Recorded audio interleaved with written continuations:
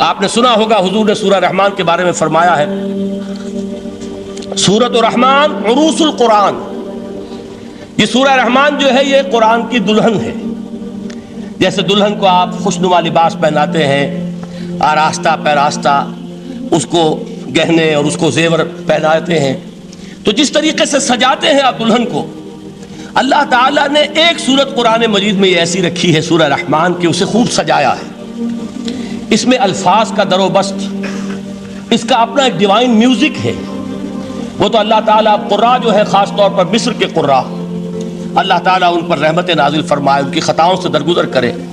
جس طرح قرآن کے انٹرنسک میوزک کو انہوں نے واضح کیا ہے، واقعہ یہ ہے کہ اگر یہ لوگ نہ ہوتے، شیخ عبد الباسط محمد عبد الصمد، شیخ محمود خلیل الحصری، یہ لوگ کہ جنہوں نے قرآن کے اس غنا میوزک، یہ لفظ جو ہے آپ حیران نہ ہو کہ میں یہ کوئی شاید توہین کر رہا ہوں قرآن کی، حضور نے یہ لفظ استعمال کیا ہے، تغنو، اس قرآن کو اچھی سے اچھی خوشلحانی کے ساتھ پڑھو۔ من لم یتغن بالقرآن فلیس منا، جو قرآن کو بہتر سے بہتر انداز میں، اچھی سے اچھی آواز میں، خوشلحانی کے ساتھ پڑھنے کی کوشش نہیں کرتا، وہ ہم میں سے نہیں ہے۔ بلکہ ایک مرتبہ حضور رات کے وقت آپ گشت پر تھے اپنے ساتھیوں کے حالات معلوم کرنے کے لیے۔ حضرت ابو موسیٰ اشعری رضی اللہ تعالیٰ عنہ ایک صحابی ہیں، ان کے گھر کے پاس سے گزر ہوا، وہ رات کو تہجد پڑھ رہے تھے، کھڑے ہوئے کیف کے عالم میں قرآن تلاوت کر رہے ہیں۔ حضور کو بہت پسند آئی ان کی قرات، کافی دیر تک وہاں کھڑے سنتے رہے۔ اب انہیں کیا پتا کون سن رہا ہے، بالکل اسی طرح سمجھ لیجئے ایک بات یاد آئی ہے، حضور فرماتے ہیں کہ جس طرح کان لگا کر اللہ قرآن کو سنتا ہے، کسی چیز کو نہیں سنتا۔ ہمیں نظر نہیں آتا نا، ہمیں معلوم نہیں ہے، ہم قرآن پڑھ رہے ہیں تو سننے والا کون ہے؟ سب سے زیادہ کان لگا کر خود اللہ۔ یہاں اس لیے مجھے یاد آیا کہ ابو موسیٰ اشعری کو کیا پتا تھا کہ کون سن رہا ہے، وہ اپنی کیفیت میں نماز میں تہجد میں قرآن کی تلاوت کر رہے تھے، اور ظاہر بات ہے ان کے گھر ایکڑوں میں بنے ہوئے نہیں تھے، ایک ایک کمرہ، ایک ایک کوئی حجرہ، ایسے ہی تو گھر تھے نا صحابہ کے، لہذا حضور پاس سے گزرے، آواز آئی، کافی دیر سنتے رہے۔ اس کے بعد آپ تشریف لے گئے، صبح فجر میں ملاقات ہوئی تو حضور نے تحسین کے انداز میں فرمایا، یا ابا موسیٰ انک قد اوتیت مزمارا من مزامیر آل داؤد، اے ابو موسیٰ تمہیں تو آل داؤد کے سازوں میں سے ایک ساز اللہ نے عطا فرما دیا ہے۔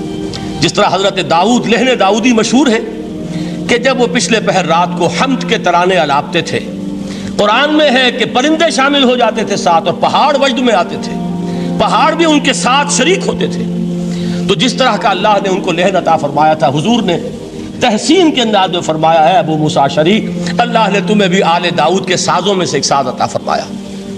بہرحال قرآن مجید کا جو یہ میوزک ہے، قرآن کے الفاظ کا جو حسن ہے، جہاں تک حسن معنوی ہے وہ تو ہر لفظ میں ہے، لیکن یہ حسن ظاہری، حسن صوتی، حسن لفظی، یہ اپنے کلائمیکس پر آپ کو نظر آئے گا سورہ رحمان میں۔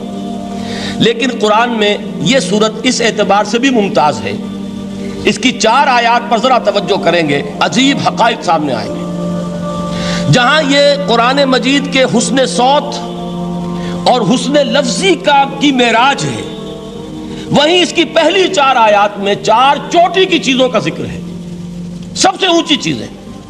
پہلی آیت کیا ہے؟ الرحمن، ایک آیت ہو گئی۔ رحمان کیا ہے؟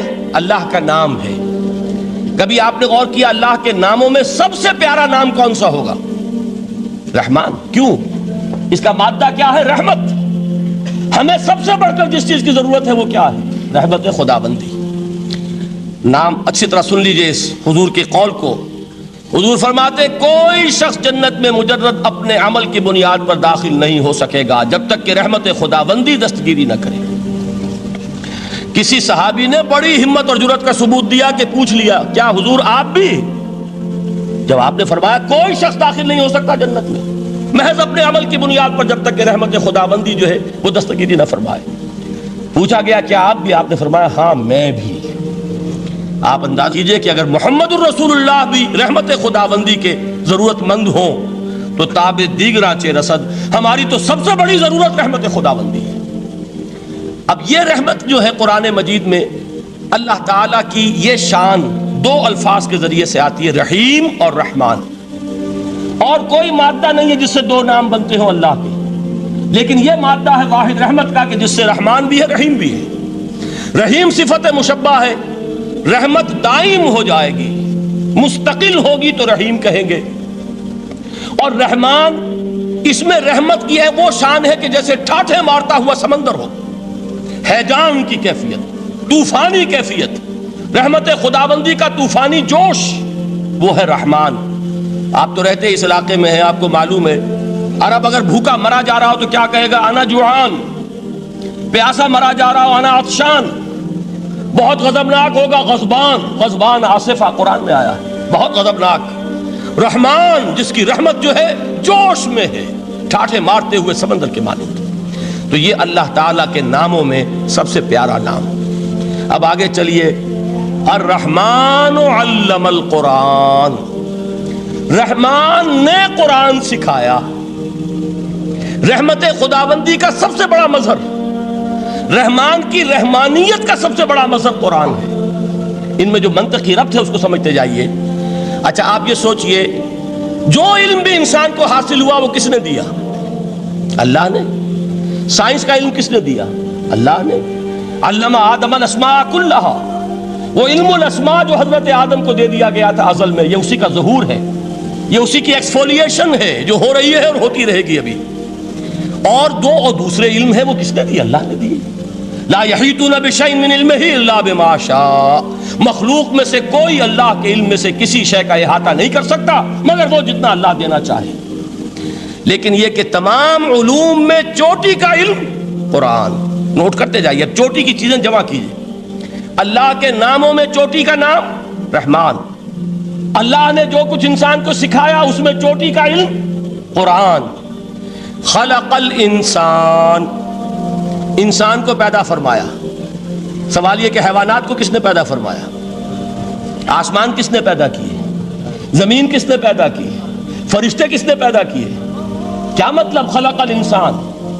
اس کی تمام مخلوقات میں اس کا کلائمیکس، اس کی تخلیق کی معراج، اس کے تخلیق کا نقطہ عروج انسان ہے۔ یہ ہے کہ جو مسجود ملائک بنا ہے۔ وَلَقَدْ كَرَّمْنَا بَنِي آدَمَ وَحَمَلْنَاهُمْ فِي الْبَرِّ وَالْبَحْرِ وَرَزَقْنَاهُمْ مِنَ الطَّيِّبَاتِ وَفَضَّلْنَاهُمْ عَلَى كَثِيرٍ مِّمَّنْ خَلَقْنَا تَفْضِيلًا۔ تو تخلیق میں سب سے اونچی تخلیق انسان کی، علموں میں سب سے اونچا علم قرآن کا، اللہ کے ناموں میں سب سے اونچا نام رحمان۔